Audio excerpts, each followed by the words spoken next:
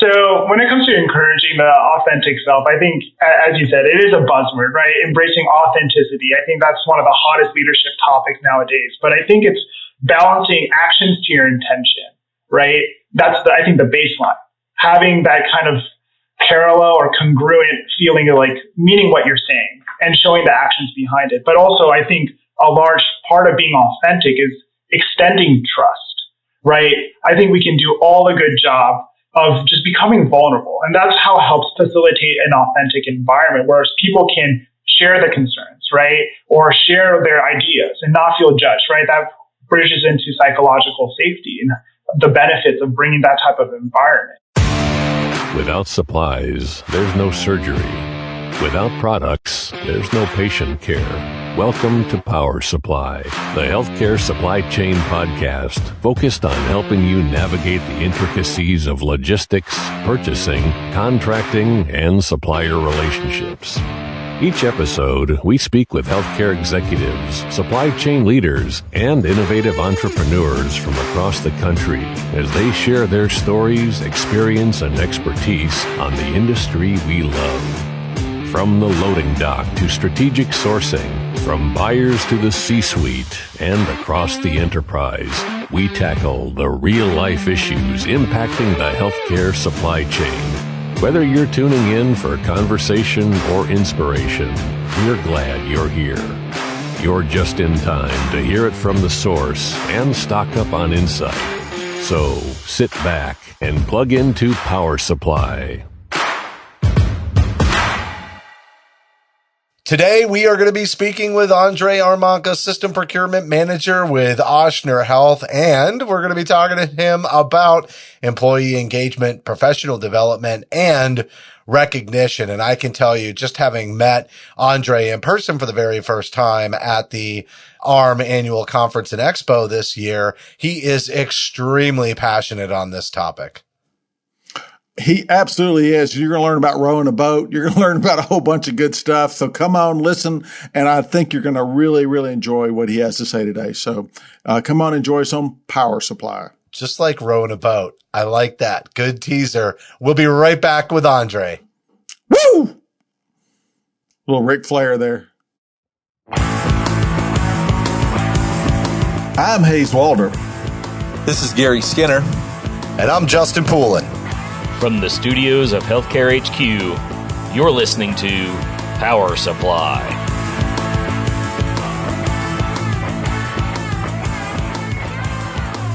Andrei Armanca, System Procurement Manager with Ochsner Health, and joining us today to talk about employee engagement, professional development, and recognition. And even since Andrei and I first talked about this topic, he already has all new ideas and more information to bring to the table, which I love because that's what professional development is. And, you know, you're always trying to get a little bit better, Andrei. And I think that's the reason that you're just such a rising star in this industry. So thanks for coming on. No, thanks for having me, Justin. I truly appreciate the opportunity to kind of participate in your platform and kind of spread my message and my experience with everybody who listens. So thank you. Well, so I have to go here. And normally Hayes asks the icebreaker question. He just doesn't know that you, like, part of your story is the icebreaker, which is you have a really unique, I don't know, maybe we say competitive history, but you were an aspiring Olympian. Do tell. So my name is Andrei Armanca, originally from Washington, D.C., but moved down to New Orleans to work at my current organization, Ochsner Health. But rowing has been such an integral part of my journey to how I got into supply chain. But ultimately, after high school, I participated in a high-performance rowing program in Washington, D.C. at Potomac Boat Club, where I was surrounded by like-minded individuals who are very competitive and kind of had a really good sense of direction where they wanted to go in life, right?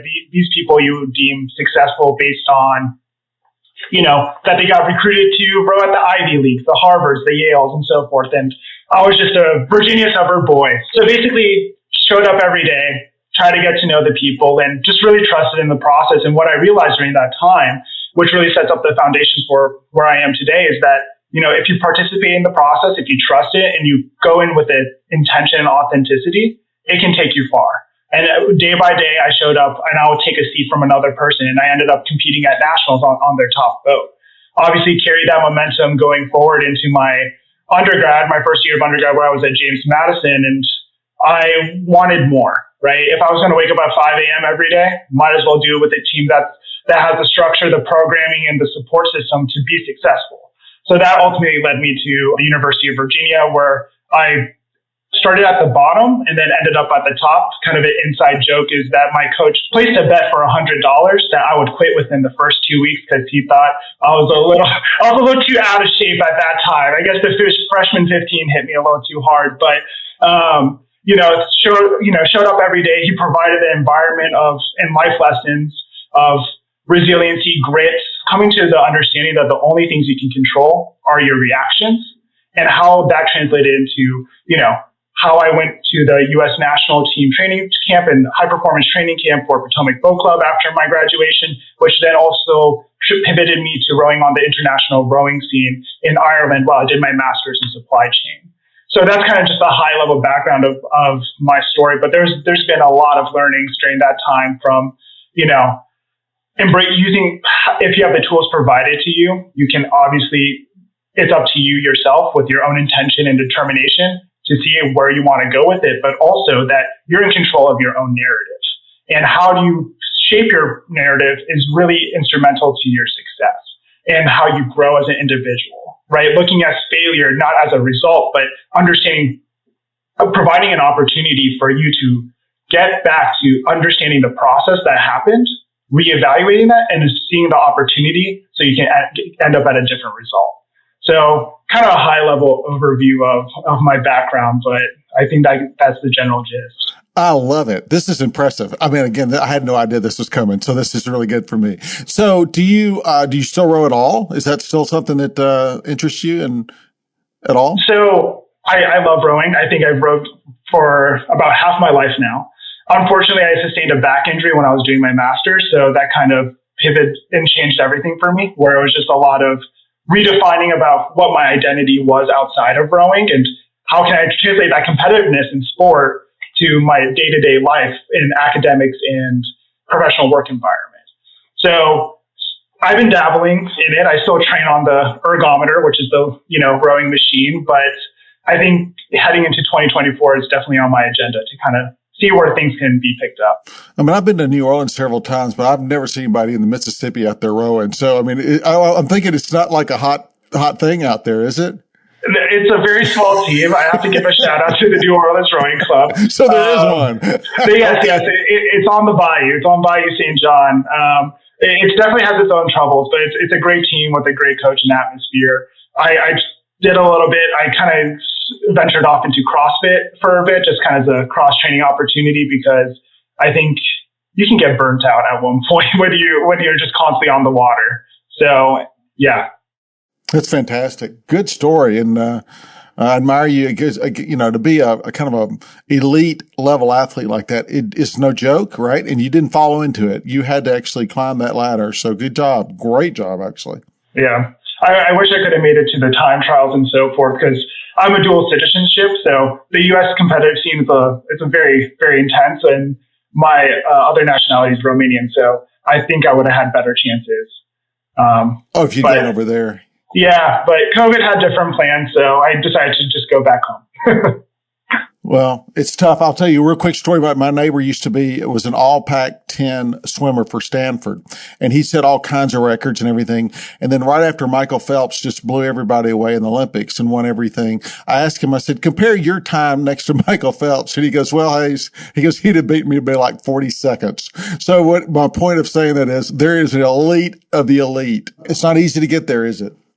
No, and I have to give a shout out to all the Olympic rowers I know who train day in, day out, and they plan 5-8 years in advance before they even go to their time trials. They still go it knowing that they might not succeed, but they plan for the long strategic plan by the time, they're in their early 30s that they're going to be able to compete for the United States. That makes me think of like an ERP implementation. Like when you're trying to decide on that, that is some real long-term planning that you've got to be thinking 8-10 years down the road. That's, and a lot of what you said is really transferable to supply chain. Like all of the lessons you learned, you threw out a bunch of like, I'll call them soft skills, and obviously the resiliency one is a huge buzzword in the industry today, but a lot of that, just getting up at 5 a.m. and following a process, like that's sometimes one of the hardest things in supply chain is just getting everybody on the same plan. And I feel like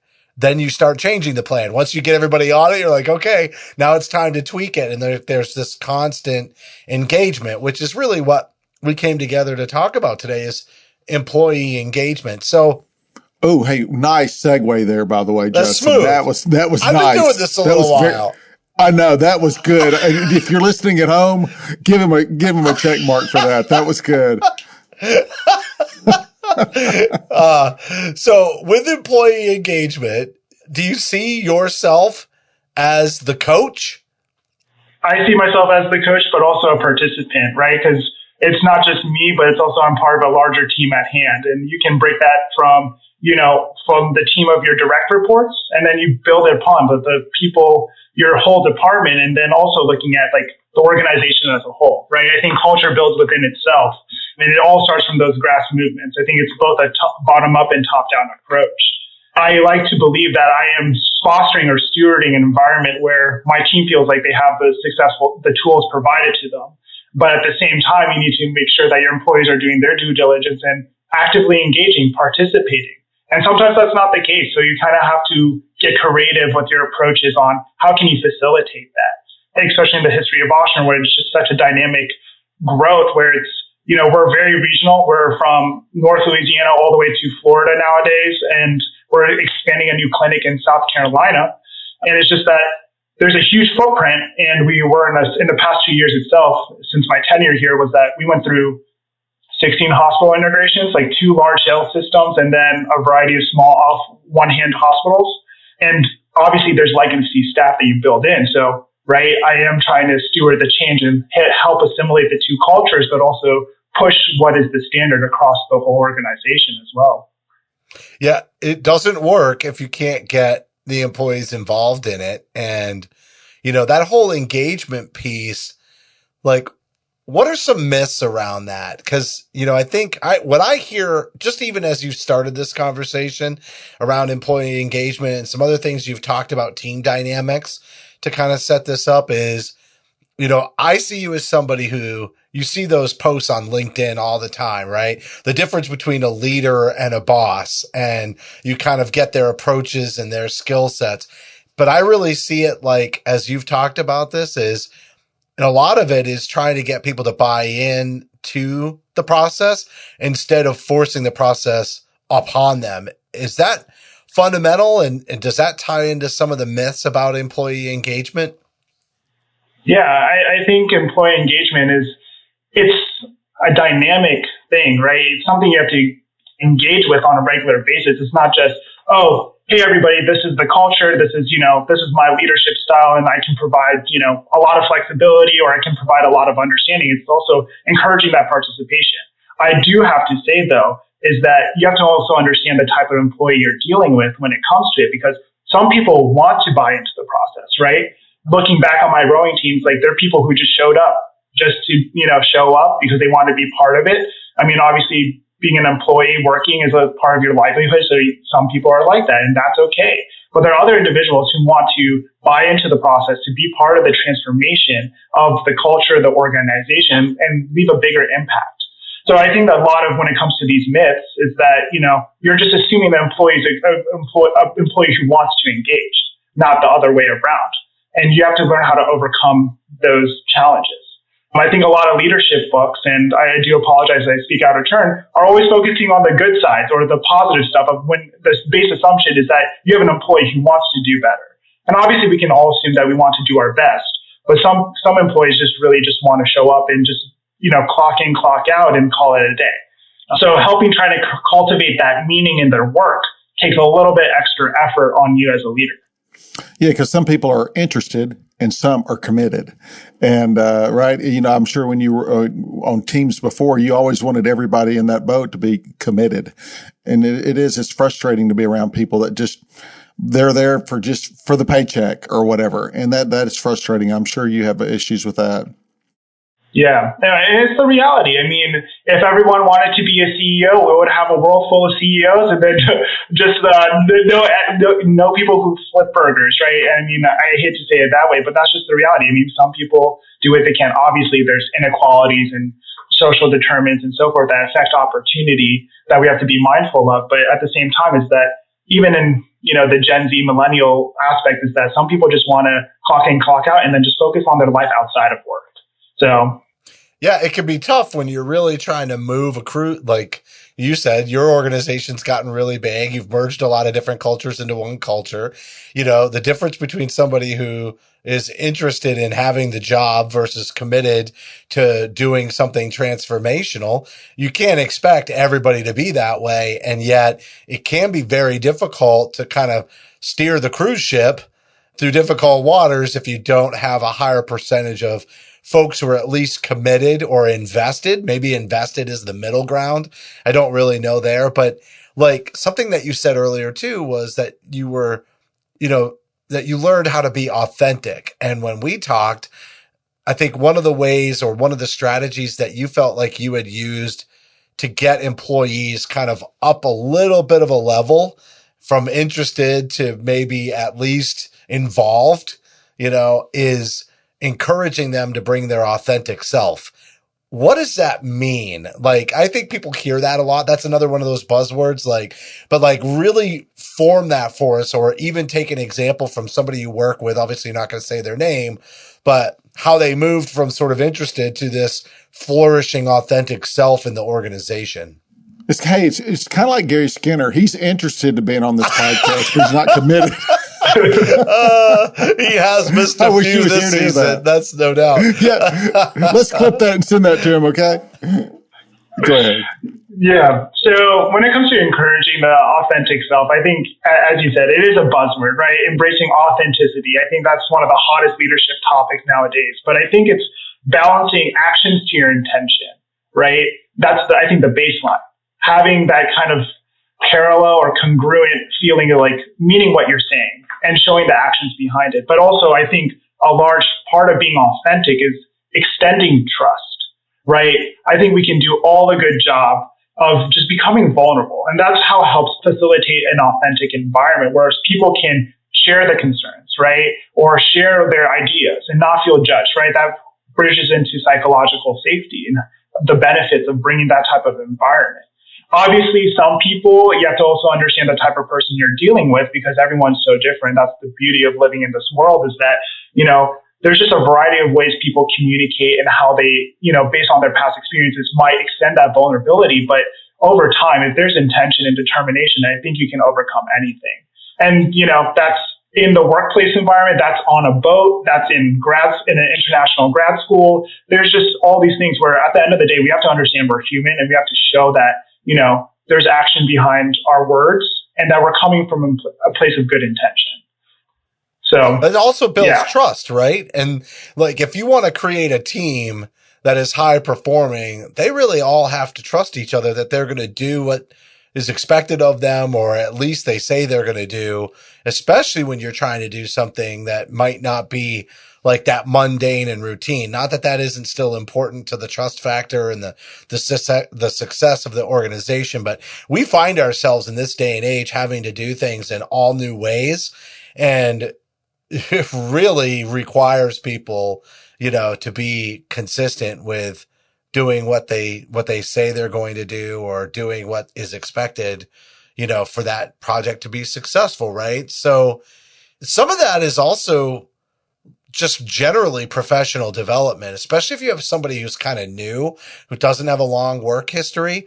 Like, I'm talking about the basics. I'm not talking about professional development from like certifications and all of those things that come. I'm talking about basic essentials of professional development.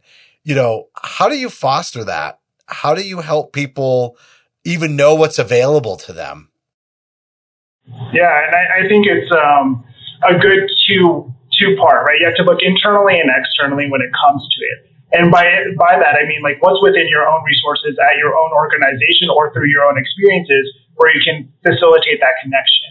At the end of the day, right, this is where the employee engagement part has to come in. There needs to be a little bit of a push or a pull from your employees stating that, hey, I want to develop. Because at the end of the day, people, as I said earlier, some people are content and that's completely okay.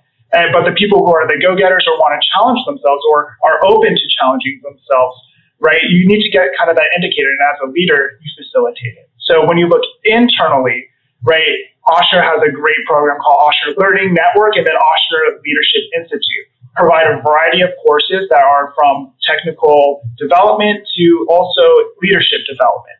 You know, the ideas of building trust or having those difficult conversations or looking at how to use Excel, PowerPoint, and whatever other technical application you may need to help get to the job that you're trying to develop or attain or the skill set that you're trying to nurture. When you look at externally, it's about, you know, leveraging the resources through a variety of organizations. I think in healthcare supply chain, you have a great organization, which is ARM, which is the Association for Healthcare and Resource Materials Management, and really leveraging their platform as a hub for ideas. That's where you get more specific about, you know, looking at the KPIs within healthcare supply chain or, you know, some of those technical aspects of how to create a strategic procurement roadmap and foster talent development. That's not so humble shout out to myself, but leveraging those tools or leveraging, you know, other like workplace social media platforms like LinkedIn, Indeed, and developing your team through that and having an understanding of where they are and where they want to go and bridging that gap. Do y'all use any internal tools, communication like a Slack or Teams and those type of things? Is that a frequent tool that you use for communication and updates? Yeah. So my team is mainly remote. So a lot of it's like Teams, email. We use Zoom calls on a frequent basis to provide any updates. And then we have a variety of other platforms that help facilitate that like team engagement from a different like recognition aspect as well. Cool. Good idea. I was just curious. So tell us a little bit more about that recognition programs y'all have. Yeah, so, I mean, I think before you even look at recognition, like in the avenues you can do it, I think it's important to know the recognition, break down recognition into types of recognition and the value that each type of recognition has. Because I think this is where encouraging the authentic self, extending that trust, really comes into play. When you look at recognition, you can just say, hey, good job. And the person that you're saying that to might take it as like, oh, that was a very genuine compliment, or, okay, you're just saying that just to say that. And that's why it's important to help facilitate that authentic self and be that vulnerable leader or a team member, because all your actions and words that you say will have that value that the other person will receive. So when you look at these recognition types, it's about being right, specific, timely, and also genuine in your language and body language as well. I mean, I think we lose a lot of that in a remote workforce or a workforce where we're regionally spread out because you don't see much of those individuals and how they're talking if their camera's not on or so forth. So that's why it's necessary to be creative with how you do it. And there's a variety of avenues, right? You can always just say it through an email shout out. Ochsner has this great program called Ochsner Ovations, which is basically a platform for employee recognition. Right, it integrates into all our IT systems and applications, so you can always have an easy availability to recognize somebody. Doesn't have to be your immediate team, can be anybody. But you can recognize them based on our core values, and then also, you know, have a platform in front of everybody to also. And I think that kind of also touches upon the idea of there's recognition at various levels of where recognition can happen at the personal level, in a private environment, or just, you know, just between two people. You can have it at the team level, and then you can have it at the organization, let's say, greater network level. And obviously, I think the means of recognition amplifies as you go up throughout those various levels. And what does that look like, right? That's me pulling you aside, hey, I saw you do a great job with this assignment. I just want to say thank you for taking the time and then also connected to the purpose of what it was. It really brought great value to our patients, or we brought really great value for this alum initiative that we're trying to implement in one of our facilities. And then bringing that out and then also fostering other people to buy in. Obviously, some people might get embarrassed that they're at a larger platform in like a team meeting when you were to recognize them out loud, but also it gives them the opportunity to become visible and feel valued as a team member, as a part of your organization. And that also helps facilitate tying it all back into that employee engagement, right? Because you're seeing the value they provide, you're reassuring them the value that they provide, and that you're noticing them. And I think we lose that a lot within a remote environment as well. Isn't it fun actually to compliment someone, and be it, I work at a lot of hotels and a lot of live meetings, and it might be somebody that's cleaning the floor, and I'll say, or whoever, and say, you did a great job, and mean it, to your point, being authentic. And you can literally see it brighten their whole face. They feel good. They want to do a good job. And I think a lot of times we overlook that, and be it not only in our workplace, but at our restaurants we go to, or wherever it is, that, you've got to, if you see something good, let them know. And I think it just empowers people to do a better job next time too.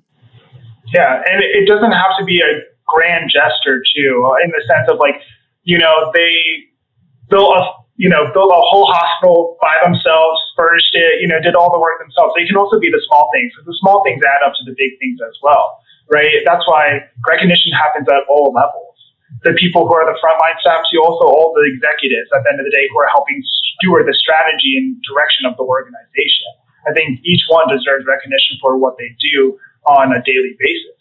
What about when things don't go well? What about when you have some teammates that aren't pulling their weight, who are missing those workouts, or who aren't doing what's on the spreadsheet? How do you handle that?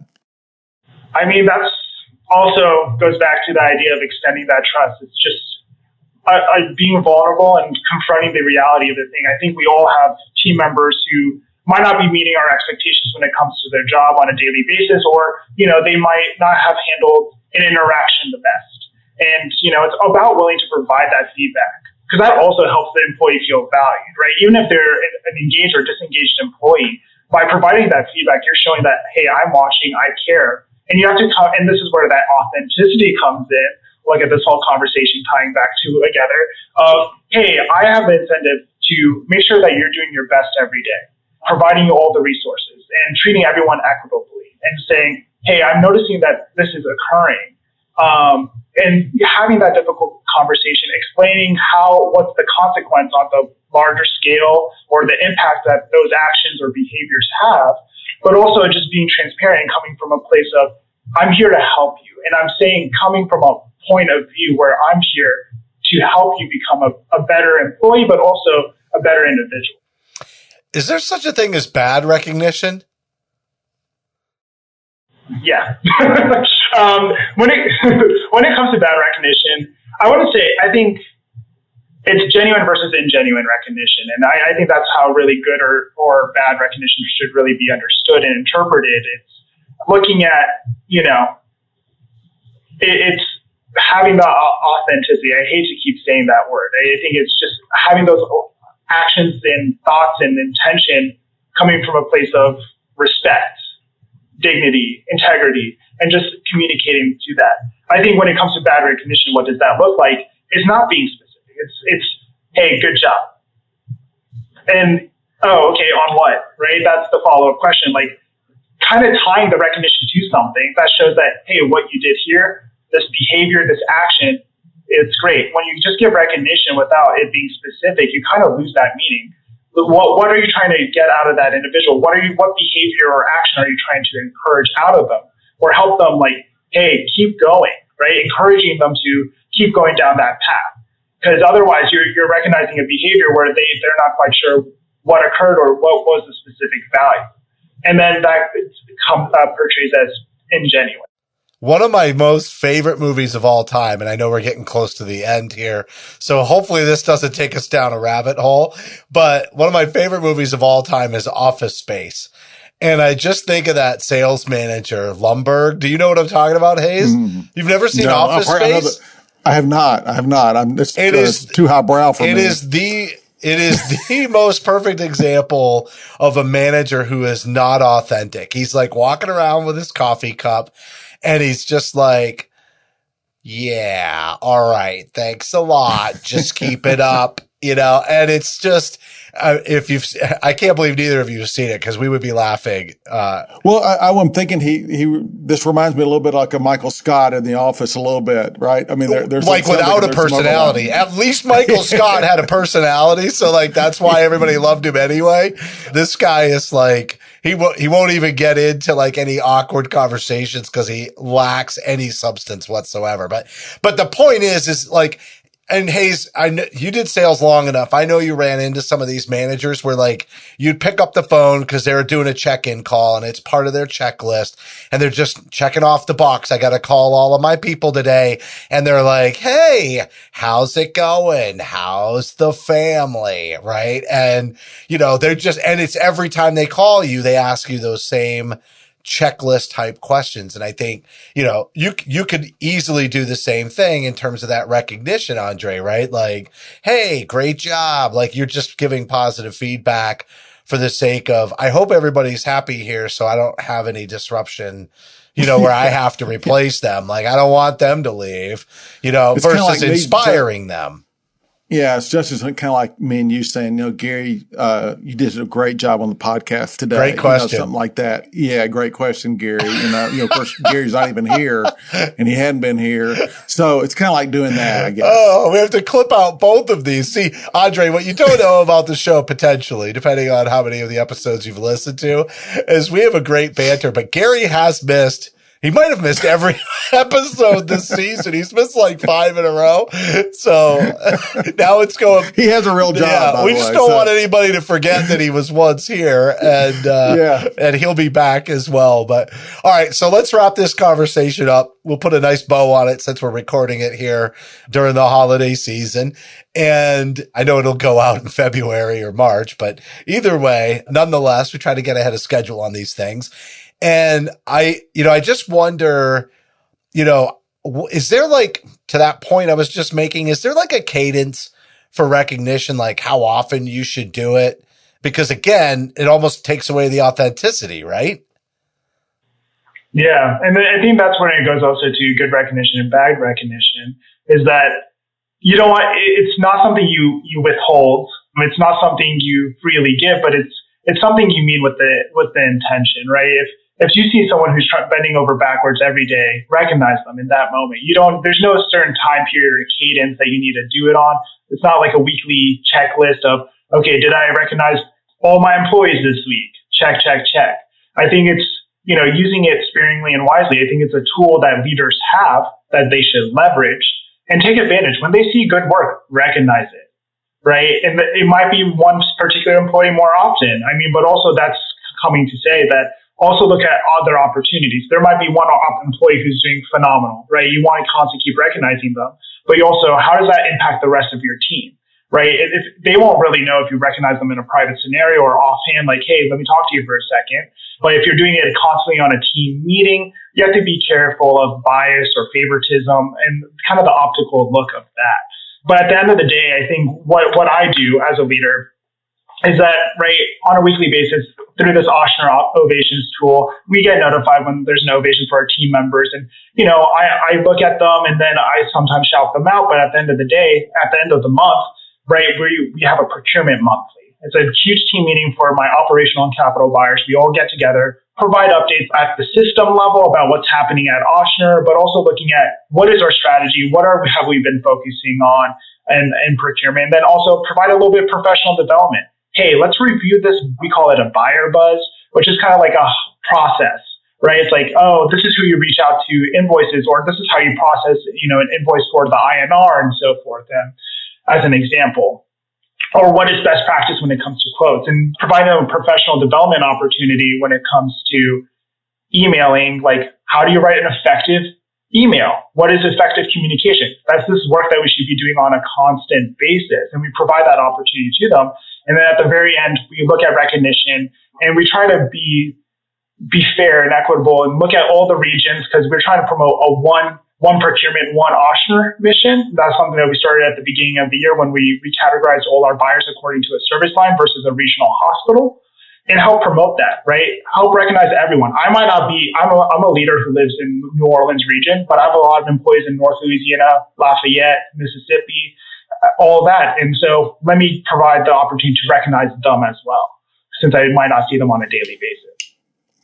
I have to applaud you guys for, it sounds like y'all have done a tremendous amount of work and almost a curriculum, if you will, and a process, which I think a lot of people don't have. And I think that's a really, really, obviously y'all have had a lot of success and I'm sure that's part of it, but that's, my hat tip to you and all your people on your team for putting all that together. Yeah, I think they want to, strangle me sometimes, but, it's about having that intention, right? I think it's also having everyone that has the same value and agreement upon, right? You have people buy into your process. Employee engagement fosters that. Extending that trust fosters that. Being authentic helps facilitate all of this.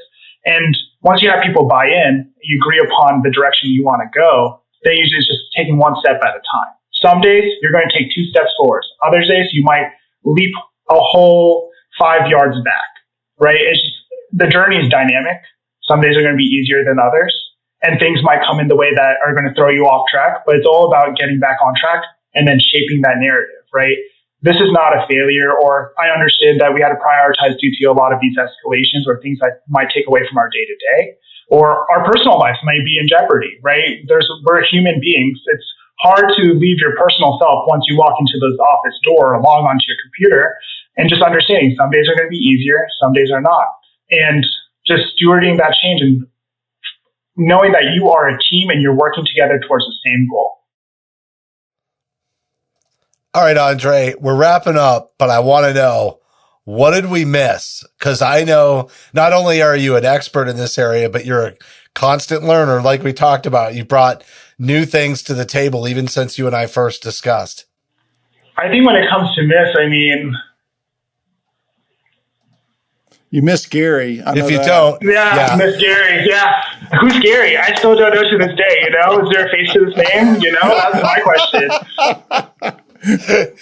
And Gary, you're going to have to introduce yourself to Andrei because he needs to know who the famous Gary is. And I think we now have an outtakes set of clips that Aaron's our producer, so a little behind the scenes for everybody out there. We have to pull these outtake clips, send them over to Gary, and then Andrei, we're going to have you back on again in the future. Maybe even have Gary here too. We'll make it mandatory. Yeah, we'll make it mandatory. But I really do you did a great job, and I learned a lot just about the process and how you do it, and how I do believe it's invaluable to be able to recognize people, lift them up, kind of mentor, a little coaching, and give them a little push when they need it. And I think that's the reason y'all been so successful. I applaud you for what you've done down there. No, I truly appreciate it. And I have to thank all my leaders that have contributed to my growth to this moment. And from my head coach at the University of Virginia, Frank Billard, to, all the leaders at Ochsner who've invested in me and, took me under their wing and fostered, Mark French, Natty Leger, Regine Lloyd, and Renee Gurdian, who just really helped me, give me the skill set necessary, provided a soundboard to my ideas and get their feedback, because this is life. Life is a continuous journey, right? It's a lifelong journey of learning and constantly being exposed to new ideas. And how do you incorporate that into your own self? So definitely thankful for everybody who's contributed to my growth, and also thankful for both of you for sharing your thoughts and having this dialogue with me. Excellent, Andrei. Great job today. And it was great having you on the show to inspire everybody out there who's listening to look at employee engagement through a new lens. Thanks for coming on.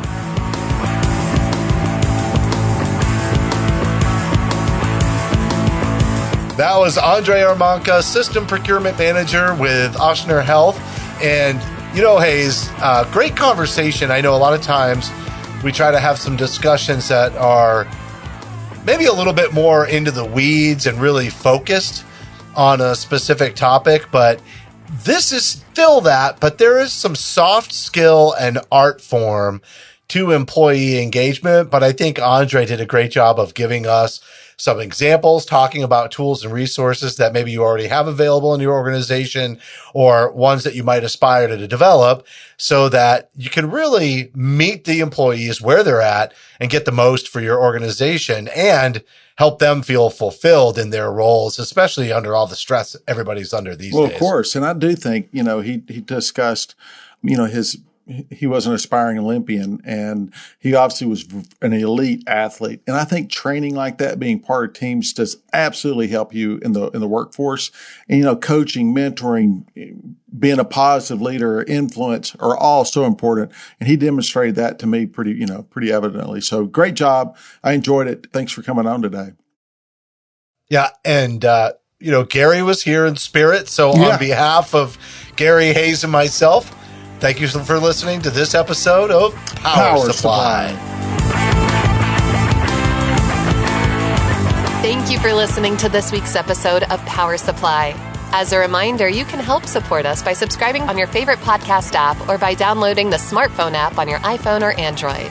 Simply search for Power Supply in the App Store or Google Play.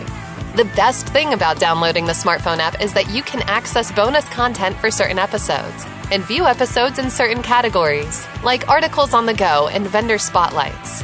Are you following us on LinkedIn or Facebook yet? If you are and you love an episode or post, then let your social network know about it. Like, comment, or share our posts along with your thoughts and keep the conversation going. If you have any topics or guests that you would like to recommend for a future episode, just send us an email to info@powersupplymedia.net. We look forward to hearing from you.